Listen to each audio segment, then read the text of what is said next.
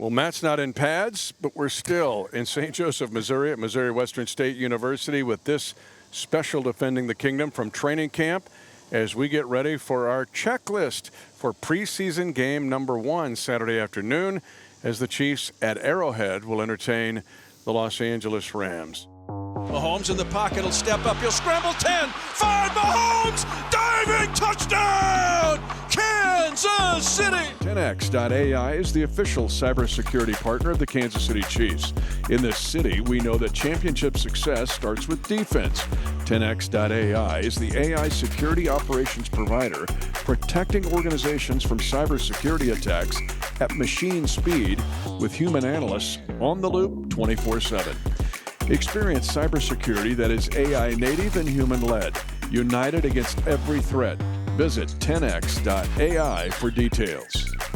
Hi, everyone. I'm Mitch Holthus, voice of the Chiefs, along with Director of Digital Content and Senior Team Reporter Matt McMullen. That was close. Yeah, was it close? Close. It's Director editorial. of Editorial Content. Yeah. What did I say, digital? Yeah. Director of Editorial Content, because it's not just digital, you know. It's also in the linear world. Yeah. So anyway. You can call me whatever you want. I'll call you like All-American or something. But we're here, sweltering in the heat in St. Joseph, so just a slow burn. It's a dry heat. And actually, it's a wet heat. But anyway, we're here. And a reminder, the Mosaic people have been terrific. They're the official presenting sponsor of Chiefs training camp here in St. Joseph. But their staff's terrific. They are they have a great four-state impact footprint here in what they do for all of the folks in this part of the Chiefs Kingdom and a little bit beyond. So they've been great here. So thanks to Mosaic for all of our programming that we've done here, whether it's live streams or Defending the Kingdom podcasts. Okay, here we are, preseason game number 1 at Arrowhead. It's going to kind of feel like this. Saturday afternoon at 3 o'clock. But it's time to play. 8 padded practices in a 10-day period. We saw the combination of stress, fatigue, anxiety, testosterone all come and kind of bubble up, and you're like, it's time to play. Can you remember the last time we had 4 padded practices in a row? No. And then a day, and then 3 padded practices. Yeah. No, I do not remember that. To me, it kind of pushes along a narrative that we've been talking about for months now, that Coach Reed is hungry. Like, Coach Reed's like, what happened last year, we're not letting that happen again, and we're maximizing every single second that we have out here. It's brutally hot today. It's like a heat index over 100 degrees, I think, and the players are powering through it. It's kind of been like this the last several days. Not a padded practice today, more of a mental day, but still, you're out here, you're running around in the heat. And you mentioned it, 8 padded practices in 10 days. That's going to get the most out of the guys. What's always interesting about this time, and we talk about it every time we are out here at training camp, is who is still making plays on the 8th padded practice in 10 days. Yep. It's one thing to make plays in shorts when it's like 70 degrees and camp is just starting and everyone's feeling good and energized, but who's still making plays on days like this? And then who carries that into the preseason? All the guys have talked about this. We've been up here for, I think, 14 veteran practices now. Yep. If you include the rookie days and rookie arrival day, this is day 18. A lot of hitting each other and going up against each other. Finally, on Saturday, after what feels like the longest offseason in more than a decade, the guys can play a different opponent, and that's pretty exciting. Yeah, in 21 days, if you count the days that the rookies and the quarterbacks and injured guys reported, not that we're keeping track.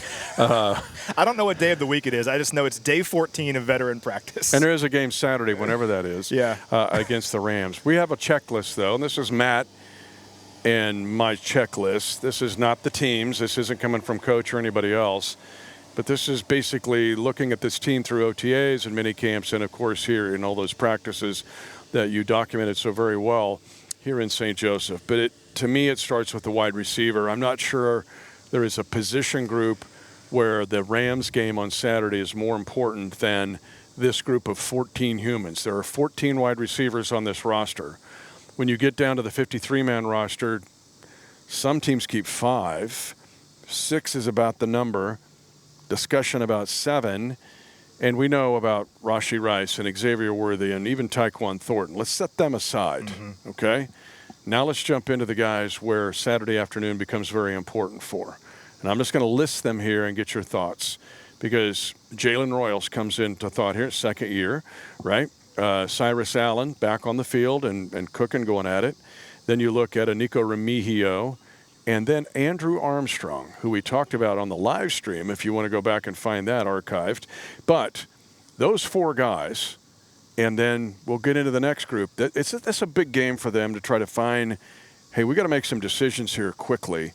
And that game Saturday, how will they respond in the way that you just put it? How will those 4 guys respond? Yeah, I almost put Royals and Allen into their own little group where they're probably going to make the team. I mean, those are, especially Allen coming off, he's a draft pick this year, and Royals a draft pick last year, probably going to make the team. But you still want to see something from them in this game. Royals on one end didn't play a whole lot last season due to injury. Well, now he's healthy. He's had a pretty couple days in a row here where he's played pretty good football and had some strong catches over the middle. Can you do that in a game now? Because we know what he did at Utah State, like a really productive player there. Can you do that now in a game and carry that into the season? And can Patrick Mahomes count on you and rely on you during the year? I want to see him go out there and have a big game on Saturday. And with Cyrus Allen, was tearing it up early in camp and was excellent in OTAs. Had the scary injury. I mean, thank goodness he didn't break his leg. It looked pretty bad there for a minute. It was just a bad bone bruise. He's back out there now. If he plays on Saturday, which I think he'll play, we'll see.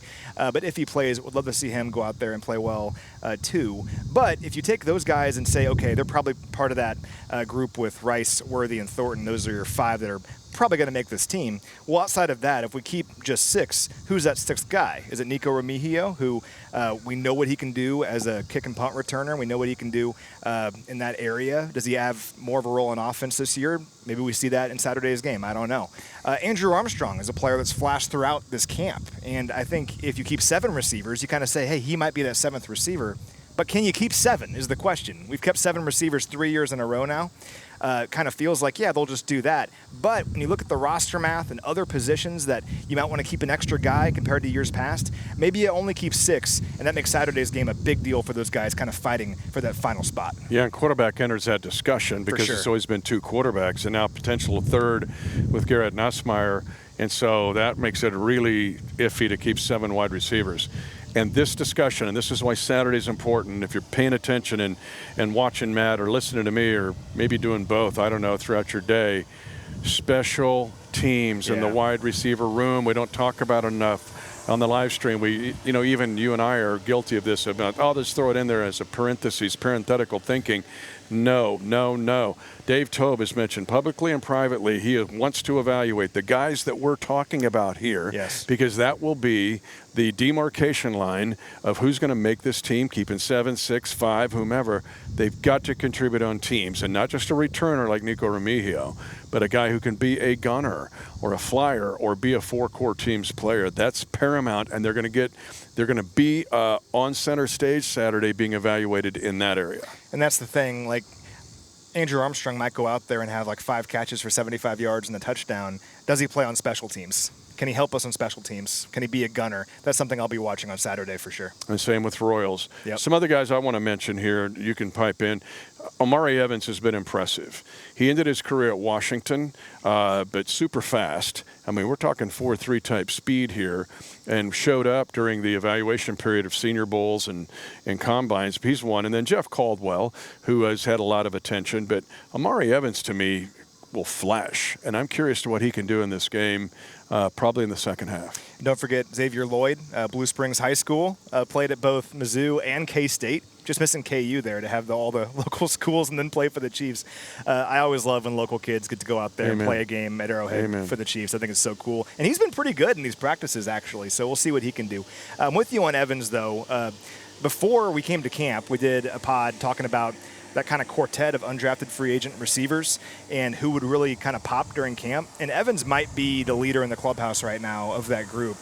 He has that speed, we know that, but he's also just looked really strong at the catch point and made some plays out here. So this is what the preseason is for, is to go out there in a real live setting and to play a game and to show that you belong at this level. And with a guy like Evans, we talked about how it's already kind of jammed up there at the back end of the receiver room. Even if he doesn't make this team out of camp, if you can sneak him on the practice squad or something, could see him in week 13 and he could make a play. So we'll see what he can do in this game, but I'm with you. His speed is evident, and I think he's impressed me even more than what I expected coming into this camp. Totally agreed. Another guy's Jacob DeJesus. You might see him flash. Yeah. Little dude, about 5'5", 5'6", number 80.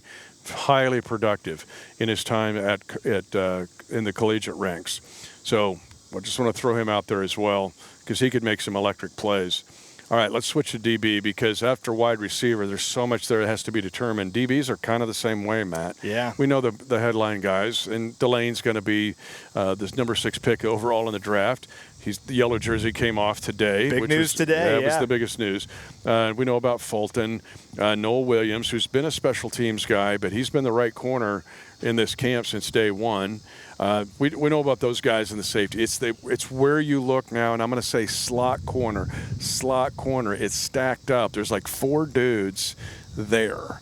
And again, this goes back to the special teams discussion because whomever's going to be the extra corners on this team has got to be a special teams contributor. But slot corner in this game, Christian Roland Wallace is getting the ones, but a guy like Jaden Kennedy, the rookie who finished his career at Oregon but had some time at Ole Miss, and before that, he looks good. And then you got a veteran like Kader Kohu when you look at that. So the slot corner position is one that I'll be paying attention to and how that also relates to special teams. It's kind of funny how in years past it felt like we didn't really have many slot-centric guys. We more took a player like Chamari, who's a safety, and said, hey, we're going to put you in the slot. Really trying to recover from not having Trent McDuffie in the slot where he was so good for a couple years. We didn't have that guy for a while, and now it feels like we have a bunch of them, and probably too many to keep, which is a good problem to have. You know, we've kept 10 defensive backs for the most part just about every year under Spags. I believe we kept just 9 last year.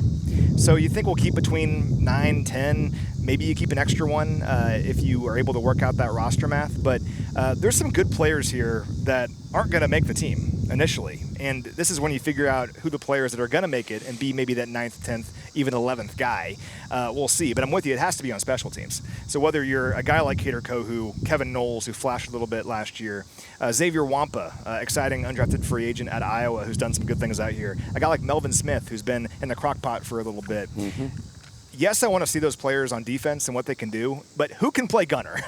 Who can go out there and play special teams and be a guy that's going to help Dave Tobe? Because that's how you make this team as a DB in that 9th, 10th, or even 11th spot. So I keep talking about this. I think the ceiling is very high for this defensive back room.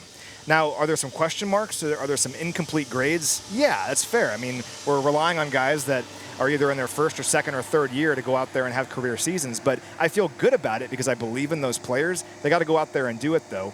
If they can all hit their potential, I think this room could be very deep. And it's a good problem to have when we're talking about players that maybe in past years would be a lock for the roster. And we're like, I don't know if they're going to make it. So we'll see. But special teams, I'm with you, is key for the back end of that room. And it's not a footnote, Matt. This isn't something that's at the bottom of the page as a reference. This is a main paragraph in the middle of one of the main chapters. We've got to find gunners on this team and be really good, just like the mower is really good behind us. You know you're in camp when you hear the mower right behind you. Training camp ASMR. We're sweating here. We hear the mower. We're here. It's Nat sound. That's what we call in the business. But that's a big deal there as far as the DBs. And it goes back to the discussion, hey, keep 7 wide receivers. Well, if you do that and keep 3 quarterbacks, you're really ripping off the DB room. You can't do it. Yeah. Can't do it. It's not there, and it's crowded, and it's good. And I'll say this. People have looked at me like a dog whistle. Just they tilt their head and think I'm preposterous. I think this secondary has a chance to be better in many ways. Totally agree. Much better than last year. Totally much agree. better. Because of the depth. Because I really think we can roll out there multiple lines of outside corners who can go out there and compete, and you feel good about it.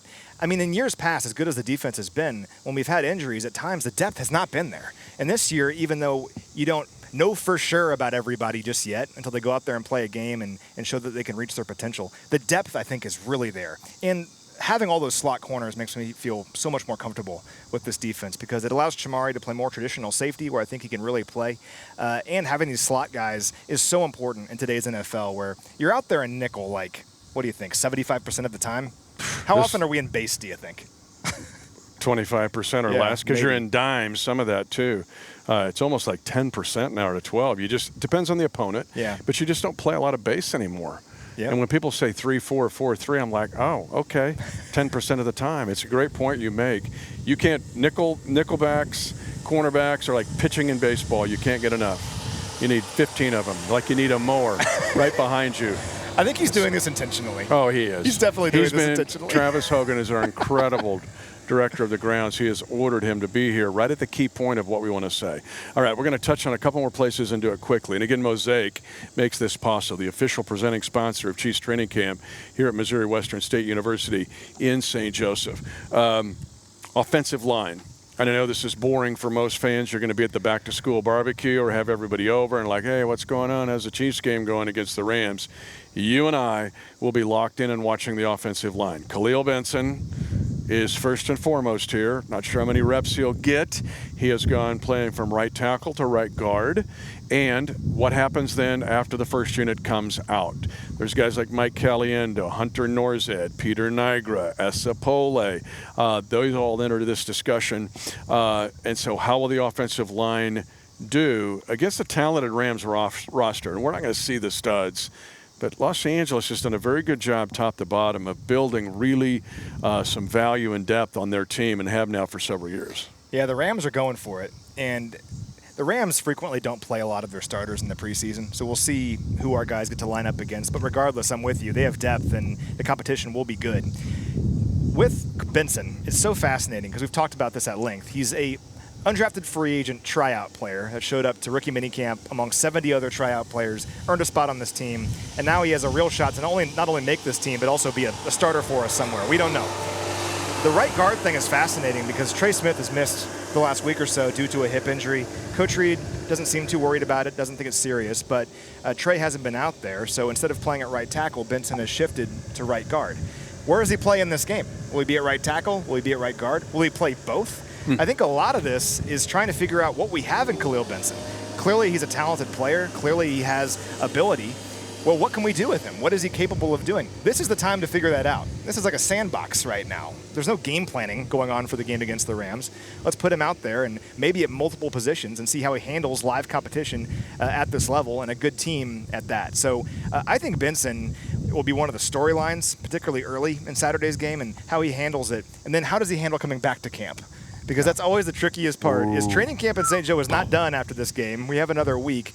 And that's kind of the hardest stretch of camp because it feels like we're done. We're not. You have to come all the way back up here, go back to the dorms after playing a game, and do some more padded practices. I'm really looking forward to watching him not only in the game, but also next week.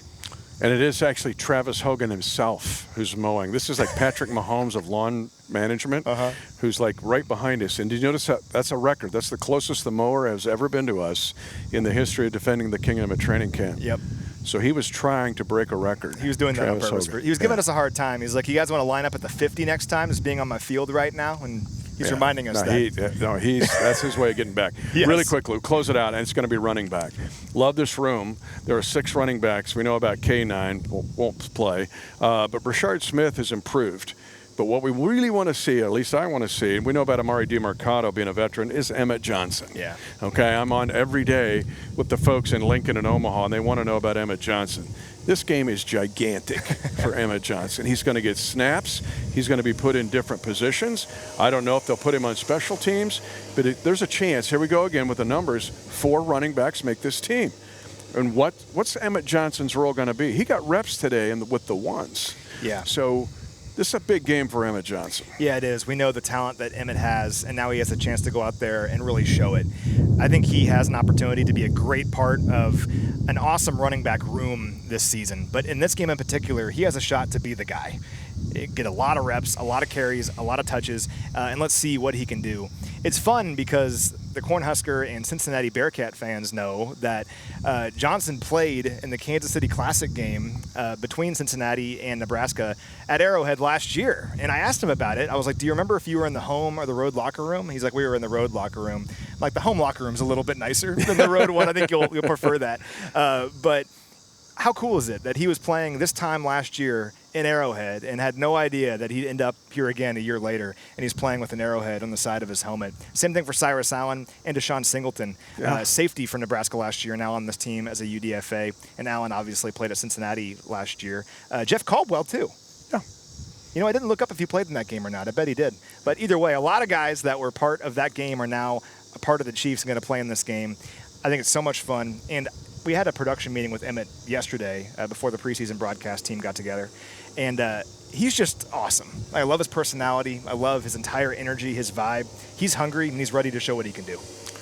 Yeah, and he went for $100, went over 100 in that game. He went for 108, I believe. Yeah. So he's been productive already on the Arrowhead field. Okay, camp is about survival. It's about surviving the heat. I know you don't feel sorry for us. It's also surviving the humidity. It's also surviving the blades of Travis Hogan's mower. Could you feel it? It was right there. Oh. Like maybe the backs of our shirts are gone. If you look at the back of my shirt, you'll see slices of the blade across it. So thank you, Travis. He's Matt McMullen. I'm Mitch Holthus. Thank you, Mosaic, for being the sponsor here of all of our programming at camp. They're the official presenting sponsor of Kansas City Chiefs training camp here in St. Joseph. Time to play a game. Let's go play a game. Hopefully this gives you some stuff to look beyond the obvious, to pay attention to this game, because there's more to this game than meets the eye or ear.